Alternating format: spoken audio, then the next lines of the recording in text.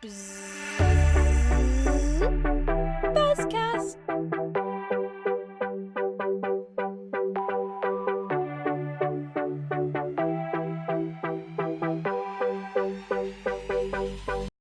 Hi, everyone, and welcome to the Buzzcast. I'm Meagan, Sibbald, Executive Director at Chase, leading consumer product for new payment networks and rails, and I'll be your host today. I'm joined by my colleagues, Matt Bren and Ginny Chappell. Together, we have over 60 years experience in the payments industry. We're grateful to NACHA and the Payments Innovation Alliance for the opportunity to have a lively discussion on the state of pay by bank in the United States. We'll offer our own points of view and Chase's from the consumer lens on the forces shaping the space, contemplating how pay by bank can scale and succeed while delighting and protecting consumers. Matt, Ginny, let's do a round of introductions. Thanks, Meagan. I'm Matt Frontier, Managing Director at Chase. I'm responsible for driving the next generation of retail payments. That covers strategy, a lot of industry engagement, and delivery of what we call Payments 2.0. Right, and Payments 2.0 includes instant payment products, pay by bank, aggregator-based payments, and a lot of those associated capabilities to safely and securely modernize payments and move to that next generation. Ginny? Thanks, Matt and Meagan. My team leads consumer pay-by-bank product development, and that naturally spans strategy, advocacy, and product implementations as we look at the consumer experience in open banking and emerging payments. Ginny, Matt, the industry is abuzz about pay by bank. Let's level set first on the definition. How are we defining it? Such a great question to start because it certainly takes on a different meaning depending on the conversation and the room you're in. I think many people, me included, have long used their bank account credentials, right, your DDA, to set up recurring transfers or bill payments. So in that sense, pay by bank is not new. And technically, pay by bank is just that. It's just an electronic funds transfer that's made between banks across networks like NACHA and the clearinghouse. So Ginny, if pay by bank's not new, what's generating the latest buzz? So the buzz is not those traditional use cases we're accustomed to. It's again, that's setting up those payments at third parties, authorizing bill payments. But the buzz of the Buzzcast, right, is that just in the last few years, we've seen a variety of net new use cases and net new technologies. And that's driving this expansion of pay by bank. And it's in ways that just didn't exist historically. So there's a couple different lenses I have on this. One is, right, we now see newer technologies from aggregators that have created features like account linking and verification services. And that's not only being used for data sharing, but it's also being used for payments. And it's being used for new types of payments where, you basically have your account on file at mobile apps, digital wallets, and even retailers are now accepting direct pay by bank. So that's all new. And the second lens, right, is that those traditional pay by bank use cases that were almost entirely leveraging ACH in the past, those are now, there's these new variations of an instant rails that are being leveraging TCH, FedNow, and that's creating all these new different versions of pay by bank.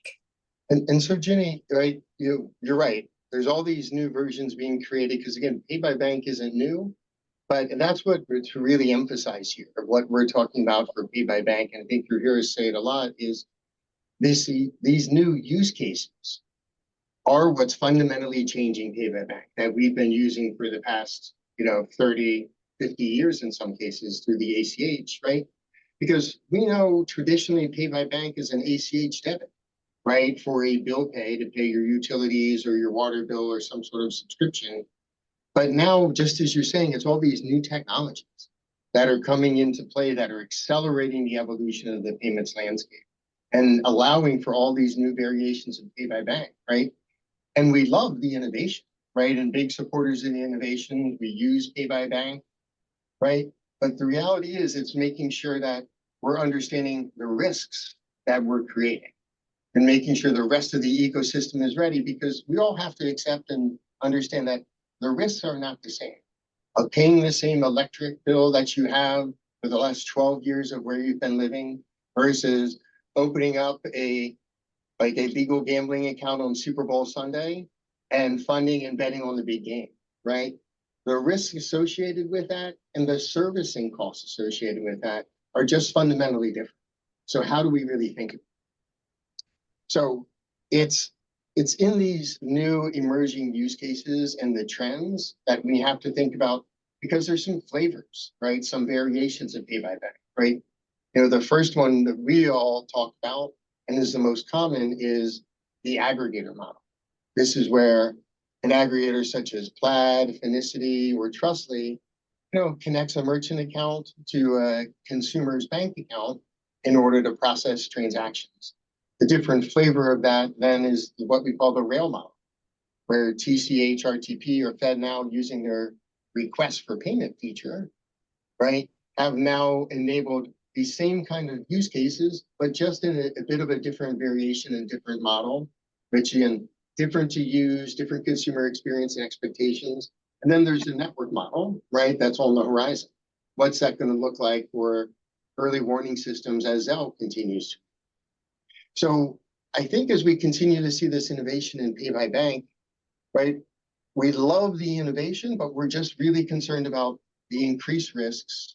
What does it mean for consumers? How do we make sure we're proactively addressing fraud and scams and staying ahead of it? Because protecting the consumer and making sure that experience is right is absolutely paramount. Let's unpack that a bit more, Matt and Ginny. We're all consumers, and when we hear about the proliferation of pay-by-bank models, naturally, I think I want to learn more. I want to understand, what should I be aware of? What are the risks involved, and how would I mitigate those risks?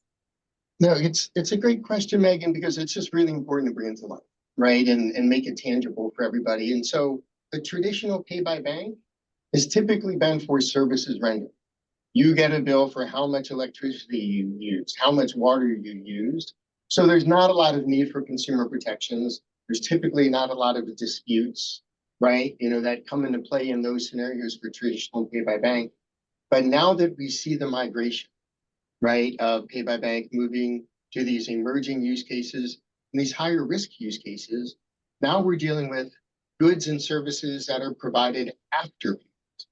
So if you were online and you ordered a red dress and got a blue dress, or if I ordered a tablet for my kid for their birthday and it shows up and it's broken, now goods and services are rendered after the fact.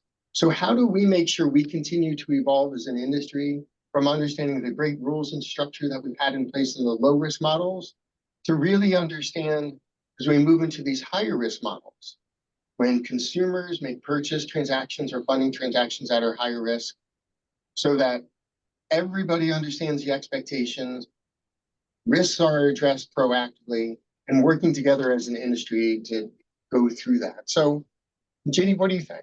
I'm so glad she asked the question, and Matt, giving those examples is key, because what's not well understood, right, in pay by bank is that today, how you pay, the reality is it matters. And when you look across the different payment types that are available in pay by bank, the protections, the capabilities, as you mentioned, they just aren't the same. And the challenge, right, as you said, with innovation in payments, it always comes back really to trust and security. So while it's super exciting, right, to think about the potential of all these new payment types, it always comes back to, what's that customer experience look like? As a consumer and user, right, what you really care about is that your expectations are met. Like if I order and pay for something and it's lost, or I get the wrong item, and yeah, that doesn't happen all the time, but when it does, it's a moment that matters. But that well-oiled, right, like disputes management and remedy process is just not yet built out in pay by bank across the banking rails.